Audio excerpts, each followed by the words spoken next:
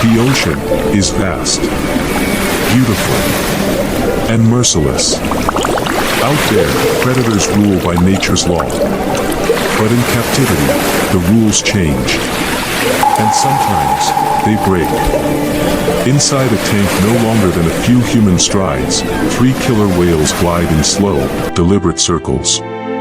Their immense bodies cast shifting shadows through the turquoise water, black and white patterns flashing like blades of light. The surface glistens, but under it, there is silence. A silence heavy with salt, and something else, a tension you can feel in your chest.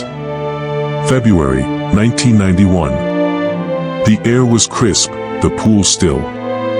A young trainer stepped along its edge, strong, confident, and beloved by her team. She had walked this path 100 times before. But on that fateful morning, one wrong step changed everything. Her foot slipped. And in an instant, she plunges into the frigid water. This is the horrifying story of Keltie Byrne. It should have been nothing, a small accident, a quick climb to safety. But the water comes alive. Churning. Platforms were just out of reach. Every desperate stroke met a shadow. Every breath, stolen by the cold. And the eyes watching her were not humans, they were something else. By the time the ripples faded, nothing was ever the same, for the whales, for the park, or for the world that will soon learn the truth. Many people asked, how did it come to this, and why? And that is why we are here. The sole purpose of this video is to enlighten everyone on the dangers of these majestic creatures.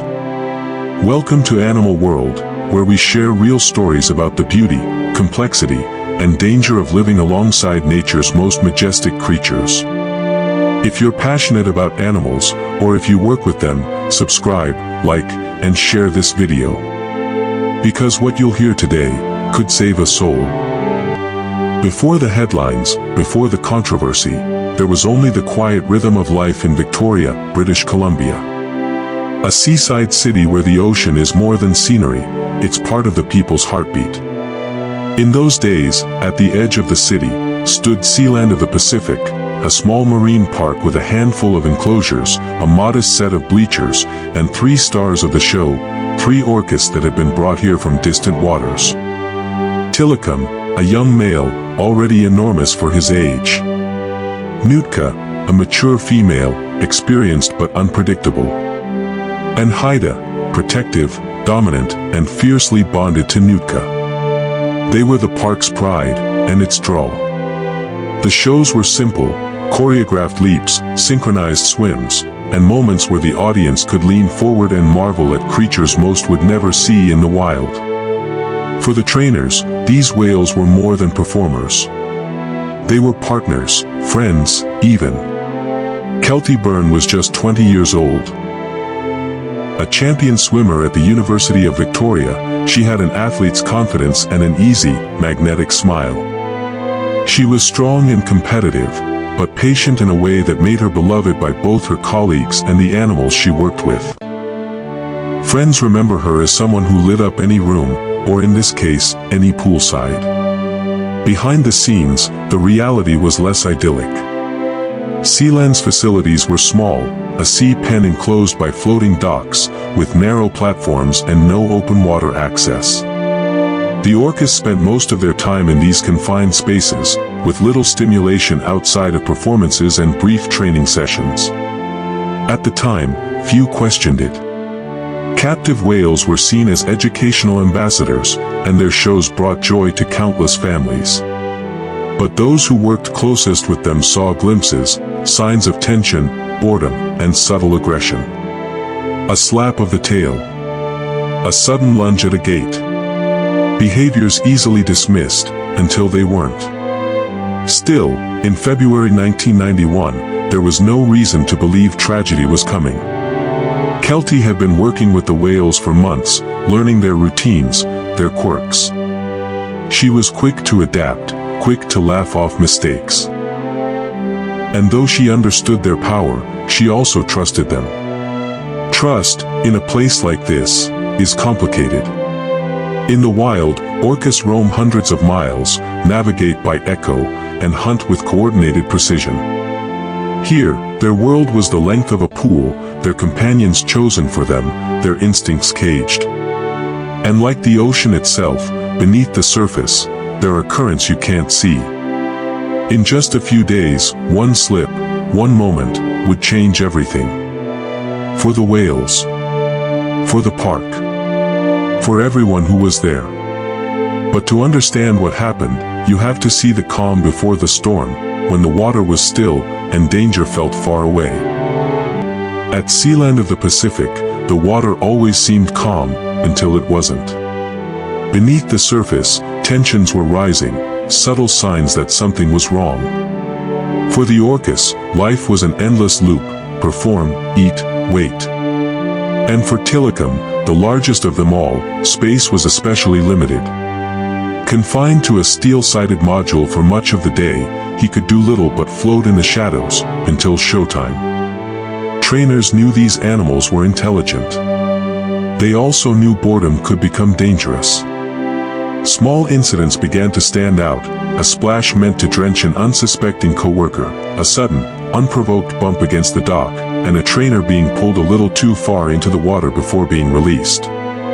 Individually, they seemed harmless, moments you could laugh off. But strung together, they were warnings. There were other stories too, whispers from those who'd worked with orcas elsewhere. Accounts of unpredictable lunges, teeth marks left on the edge of platforms, and strange, mouthing behavior that could turn violent without warning. But in the early 1990s, few people outside the marine park world ever heard those warnings, and inside, there was a show to run. Those who were there remember the first real crack in the calm. Former Sealand staffer, close up, voice trembling slightly, there was a day, he just wouldn't respond. We were calling, signaling, nothing. He just circled, slowly, like he was watching us. And his eyes, there was no playfulness there. It was different. Some experts today point to that as a sign of stress, and of dominance testing. In the wild, an orca can swim 100 miles in a single day. Here, all that energy had nowhere to go but inward. When boredom and frustration mix with power, power measured in thousands of pounds of muscle, the results can be unpredictable. In the weeks before February 20th, the small moments became harder to ignore. Nootka and Haida, the females, would sometimes block Tilikum from food, forcing him into corners of the pen. Trainers noted fresh scars, rake marks, on his skin, left by the female's teeth. It was a constant, invisible hierarchy, one that left Tilikum at the bottom. And when dominance games played out between the whales, humans working inches away were never far from the consequences.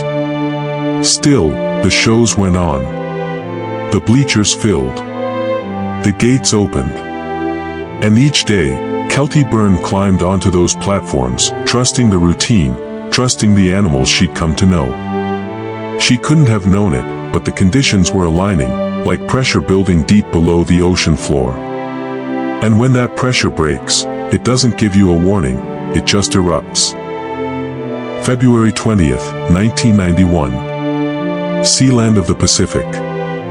The day begins like so many before it: crisp winter air, the smell of salt carried on the wind, and the hum of preparation for the afternoon shows. Keltie Byrne is 20 years old. A gifted swimmer. A student at the University of Victoria. And by all accounts, one of the park's brightest, most energetic trainers. The afternoon show has ended. The crowd has gone. The pool is calm, only the three orcas remain: Haida, Nootka, and the largest of them all, Tilikum. The trainers are moving about, cleaning and securing equipment. Keltie walks near the edge of the pool, and then, one slip. She falls into the water. At first, it seems like nothing. She's a strong swimmer, trained for emergencies. She heads for the nearest ledge. But before she can reach it, a massive black and white shape moves beneath her. Tilikum surfaces. There's no aggression, not at first, just curiosity. He takes her foot gently in his mouth and pulls her under. Witnesses would later recall the water exploding into white foam. Two more shapes join the chaos, Haida and Nootka, cutting off every path to safety. From the edge, fellow trainers shout, throw ropes, pound the water, anything to break the whale's focus. Keltie resurfaces once, gasping, fighting to pull herself up onto the platform. But every time she nears safety, an orca blocks her. Their behavior is coordinated, deliberate. This is not the playful push-and-release trainers had seen before. This time, they don't let go. Minutes pass. The crowd of onlookers grows. Panic spreads across the facility. And still, the whales circle, holding Keltie beneath the surface for agonizing stretches of time. No one in the park has ever seen this before, 3 orcas, working together, focused entirely on keeping a human in the water. Whether it was dominance, aggression, or something darker, no one could say in that moment. All they knew was that the clock was running out. By the time rescue teams arrive, the pool has gone quiet again. The whales drift in slow circles. In the center, there is no movement. It is over. In less than 10 minutes, Sealand has been changed forever. A young woman's life, gone. And the questions left behind will haunt everyone who was there, and ignite a debate far beyond the park's gates. By the time the pool falls silent, a single truth hangs heavy in the cold February air. Keltie Byrne is gone. For the trainers, for the staff, for her family, the hours that follow are a blur of sirens, questions, and disbelief. The orcas remain in their tanks, silent, circling. Word spreads quickly. By nightfall, every news outlet in Canada is carrying the story. Trainer killed by killer whales, the headline splashed across front pages and broadcast screens. But inside the gates, the devastation is personal. These were not just show animals, they were part of the trainers' daily lives. And yet, one of their own will never walk back through those gates. In the days that followed, the questions began: was it a tragic accident? A coordinated attack? Could it have been prevented? One trainer told reporters, "We always knew they were powerful. But no one thought it would end like this." Keltie's family withdraws from the public eye. Her teammates are left grappling with grief and guilt, replaying every decision, every protocol, wondering if one different choice could have saved her. For Sealand, the tragedy marks the beginning of the end. Within months, attendance plummets. Pressure mounts from animal rights groups. And behind closed doors, the conversation shifts, from safety procedures, to survival as a business. The orcas themselves remain at the center of the storm. To some, they are killers. To others, they are victims of confinement, ticking time bombs in too small a space. And for Tilikum, the largest of them all, this is only the first chapter in a much darker story. In the wake of loss, the questions echo louder than the answers. And the ripples from this day will travel far beyond Vancouver Island, touching lives, sparking movements, and changing the course of marine captivity forever. In the weeks after Keltie Byrne's death, grief gripped her family, friends, and the community she called home. But even in the darkest moments, there were signs of light.